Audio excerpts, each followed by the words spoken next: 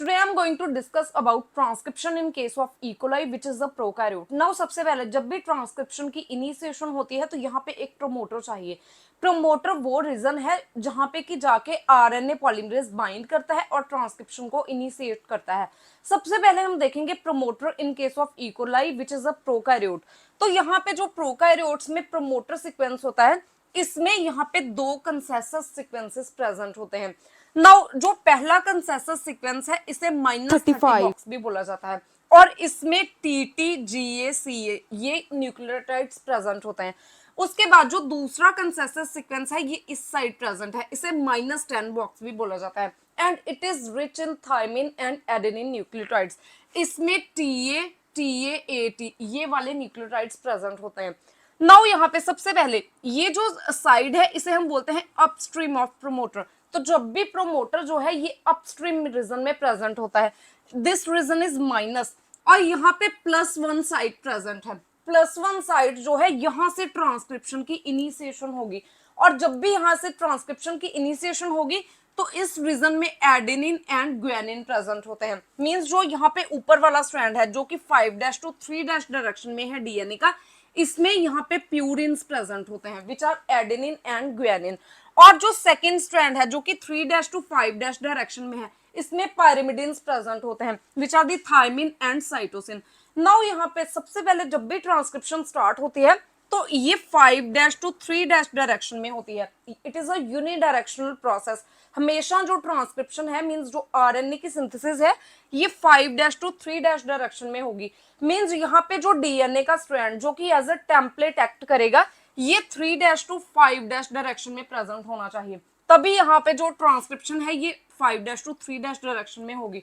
तो इसका मतलब है कि जो टेम्पलेट स्ट्रैंड है इसमें दोनों पायरिमिडिन सीक्वेंसेस प्रेजेंट हैं which are the thymine and cytosine here. तो जब भी आरएनए की सिंथेसिस होगी मींस यहाँ पे ट्रांसक्रिप्शन स्टार्ट होगी, आरएनए का बनना स्टार्ट होगा, तो यहाँ पे सबसे पहले प्यूरिन्स इनकॉर्पोरेट होंगे आरएनए में क्योंकि यहाँ पे पायरिमिडिन्स प्रेजेंट हैं इस स्ट्रैंड में, टेम्पलेट स्ट्रैंड में. तो सबसे पहले यहाँ पे प्यूरिन्स का एडिशन होगा इन आरएनए. नाउ उसके बाद ये तो है इसका प्रोमोटर सीक्वेंस. नाउ जो प्रोमोटर है प्रोमोटर में यहाँ पे -30 और -10 बॉक्स, इसके बीच में around 16 to 18 base pairs present होते हैं. और उसके बाद जो -10 बॉक्स और transcription initiation site which is present at +1 इसके बीच में यहाँ पे 6 to 7 बेस पेयर्स प्रेजेंट होते हैं. सो this is all about the promoter. Now ये जो प्रोमोटर है इस प्रोमोटर रीजन के साथ आरएनए पॉलीमरेज बाइंड करेगा which initiate the transcription. Now this is called RNA polymerase. जो आरएनए पॉलीमरेज है ये प्रोमोटर के साथ बाइंड करेगा and it cover about 75 to 80 base pairs. Okay, RNA polymerase है ये -55 साइड से लेके +20 इस साइड तक बाइंड करेगा और इन बिटवीन यहाँ पे 75 to 80 बेस पेयर प्रेजेंट होते हैं. मींस इतने बेस पेयर रीजन को यहाँ पे जो आरएनए पॉलीमरेज है ये कवर करेगा. इसके बीच में यहाँ पे प्रोमोटर सीक्वेंस भी प्रेजेंट है और ट्रांसक्रिप्शन इनिशिएशन साइट भी प्रेजेंट है. नाउ सबसे पहले ये एक आरएनए पॉलीमरेज है. जो आरएनए पॉलीमरेज है इसमें हमने देखा था इसमें कोर कॉम्प्लेक्स प्रेजेंट होता है. इन केस ऑफ ई कोलाई यहाँ पे जो कोर कॉम्प्लेक्स है इसमें दो यहाँ पे alpha beta beta dash omega ये कोर कॉम्प्लेक्स में प्रेजेंट होते हैं और दूसरा यहाँ पे गामा फैक्टर प्रेजेंट होता है. और जो कोर कॉम्प्लेक्स है ये आरएनए की सिंथेसिस में पार्टिसिपेट करता है. मींस यहाँ पे जो इसका कोर कॉम्प्लेक्स है जो इतना कोर कॉम्प्लेक्स है ये यहाँ पे इसको रीड करेगा, जो टेम्पलेट में जो न्यूक्लियोटाइड्स है इनको रीड करेगा और इसके कॉम्प्लीमेंट्री जो न्यूक्लियोटाइड्स है इसको सिंथेसाइज करेगा in the form of RNA. और यहाँ पे जो सिग्मा यूनिट प्रेजेंट है या सिग्मा फैक्टर प्रेजेंट है ये प्रमोटर की रिकॉग्निशन में पार्टिसिपेट करेगा क्योंकि जो इस एंजाइम का कोर कॉम्प्लेक्स है ये ओनली आरएनए की सिंथेसिस कर सकता है. इसे ये नहीं पता कि यहाँ पे कहाँ पे जाके बाइंड करना है. तो एक प्रॉपर बाइंडिंग के लिए कि जो आरएनए पॉलीमरेज है इसकी बाइंडिंग प्रमोटर रीजन के साथ ही हो, इसके लिए यहाँ पे सिग्मा फैक्टर है ये रोल प्ले करता है. उसके बाद जब एक बार इनिशिएशन स्टार्ट हो जाएगी तो यहाँ पे हमने देखा जो +1 साइट है इसमें यहाँ पे जो स्ट्रैंड एज अ टेम्पलेट काम कर रहा है इसमें थायमिन एंड साइटोसिन ये दो न्यूक्लियोटाइड्स प्रेजेंट हैं. मींस यहाँ पे पायरिमिडिन्स प्रेजेंट है। यहाँ पे सबसे पहले ये जो आरएनए पॉलीमरेज है ये मेल्टिंग कॉज करेगा। मेल्टिंग का मतलब है अनवाइंडिंग होगी। और यहाँ पे अबाउट 12 to 14 जो बेस पेयर्स हैं इनकी अनवाइंडिंग होती है। जब यहाँ पे प्रोमोटर रिजन के साथ आरएनए पॉलीमरेज बाइंड करता है तो इसे हम बोलते हैं close binary complex. Binary complex इसलिए क्योंकि यहाँ पे आरएनए पॉलीमरेज प्रेजेंट है और प्रोमोटर रिजन प्रेजेंट है इसलिए, और यहाँ पे डीएनए में कोई भी अनवाइंडिंग नहीं हुई इसलिए क्लोज्ड बाइनरी कॉम्प्लेक्स। उसके बाद जब एक बार यहाँ पे इनिशिएशन होएगी, मींस आरएनए की सिंथेसिस मींस ट्रांसक्रिप्शन की इनिशिएशन होती है, तो सबसे पहले ये जो डीएनए स्ट्रैंड है इसकी अनवाइंडिंग होती है at this small region which is about 12 to 14 base pair region. Means इतने बेस पेयर रीजन में डीएनए की अनवाइंडिंग होगी और यहाँ पे जो थायमिन एंड साइटोसिन प्रेजेंट है इनके अराउंड यहाँ पे कॉम्प्लीमेंट्री न्यूक्लियोटाइड्स ऐड होंगे। नाउ जब भी आरएनए की सिंथेसिस होती है तो सबसे पहले यहाँ पे न्यूक्लियोटाइड ट्राइफॉस्फेट्स ऐड होंगे। नाउ यहाँ पे सबसे पहले थायमिन प्रेजेंट है तो थायमिन की बेस पेयरिंग होती है एडेनिन के साथ, तो यहाँ पे न्यूक्लियोटाइड ट्राइफॉस्फेट मींस यहाँ पे एक एटीपी जो है इसकी एडिशन होगी क्योंकि आरएनए की सिंथेसिस हो रही है विच इज एडिनोसिन ट्राइफॉस्फेट।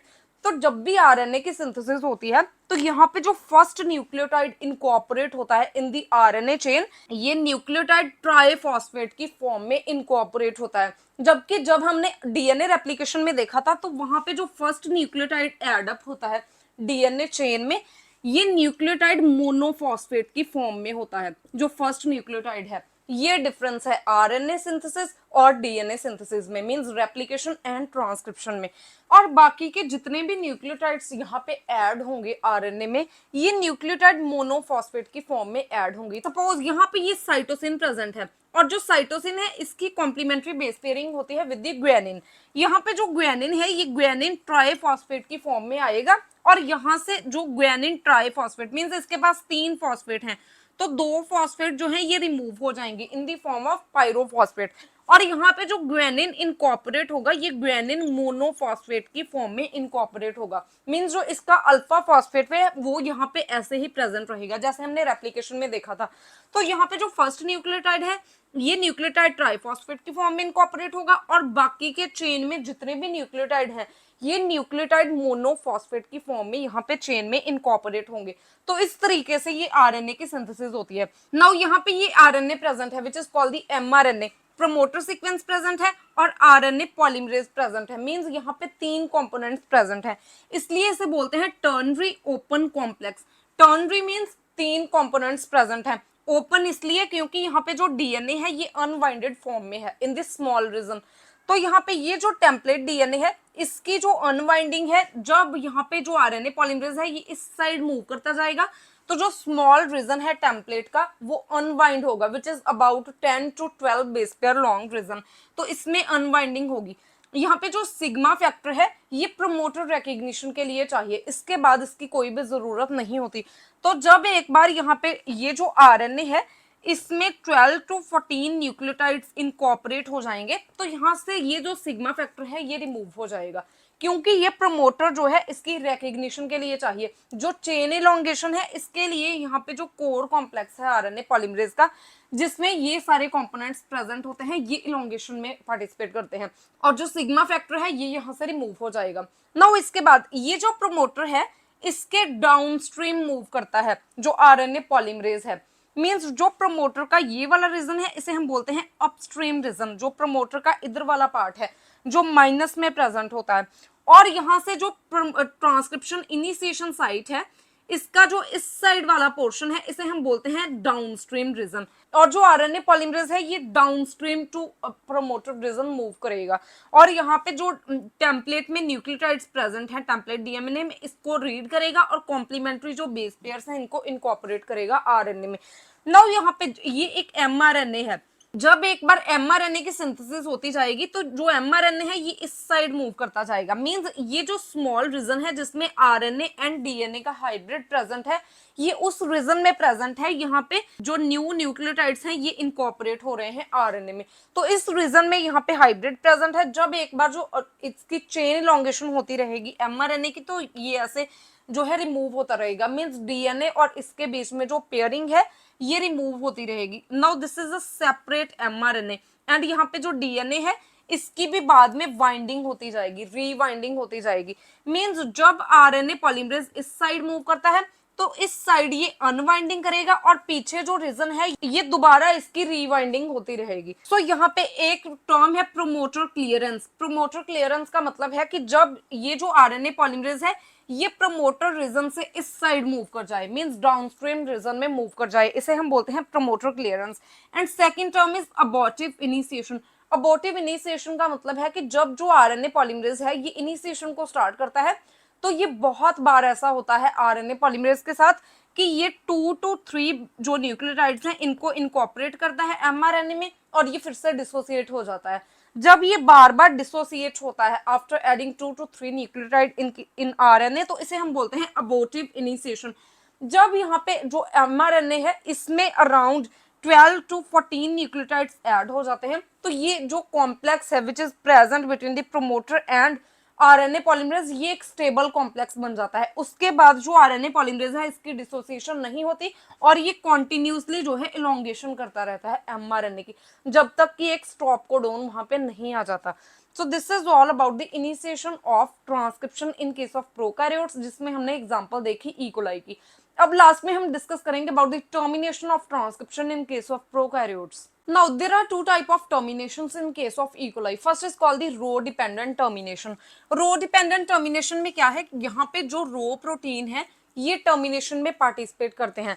ये हेक्सामर की फॉर्म में प्रेजेंट होते हैं, मींस इनमें 6 सब यूनिट प्रेजेंट होते हैं और ये एटीपी को यूज करके फिर अपना फंक्शन परफॉर्म करते हैं। मींस यहाँ पे एटीपी हाइड्रोलिसिस से इनको एनर्जी मिलती है।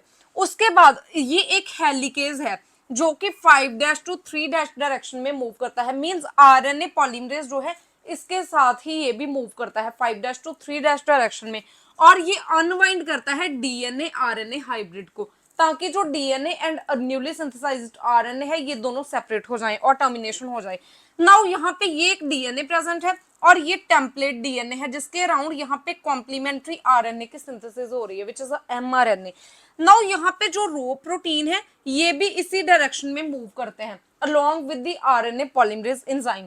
नाउ यहाँ पे एक स्टॉप कोडोन प्रेजेंट है तो इस साइट पे क्या होगा कि जो रो प्रोटीन है ये स्टॉप कोडोन की साइट पे एटीपी की एनर्जी को यूज करके डीएनए और आरएनए हाइब्रिड को डिसोसिएट कर देगा और यहाँ पे जो ट्रांसक्रिप्शन है इसकी टर्मिनेशन हो जाएगी। नाउ यहाँ पे आरयूटी सीक्वेंस प्रेजेंट है, it is called the rho utilising proteins. ये जो है ये एक्टिवेट करते हैं रो प्रोटीन को, जो आरयूटी है ये रो प्रोटीन को एक्टिवेट करते हैं और यहाँ पे जो रो प्रोटीन है जब ये स्टॉप कोडोन की साइट में एंटर करता है तो ये आरएनए डीएनए हाइब्रिड को डिसोसिएट कर देता है। यहाँ पे जो डीएनए एंड एमआरएनए है ये दोनों सेपरेट हो जाएंगे at the site of stop codon. यहाँ पे स्टॉप कोडोन था, यहाँ से एमआरएनए जो है ये डिसोसिएट होगा with the help of rho protein. So इसे हम बोलते हैं rho dependent termination of transcription. Now अब हम लास्ट में डिस्कस करेंगे rho independent termination of transcription, it is also called intrinsic termination of transcription.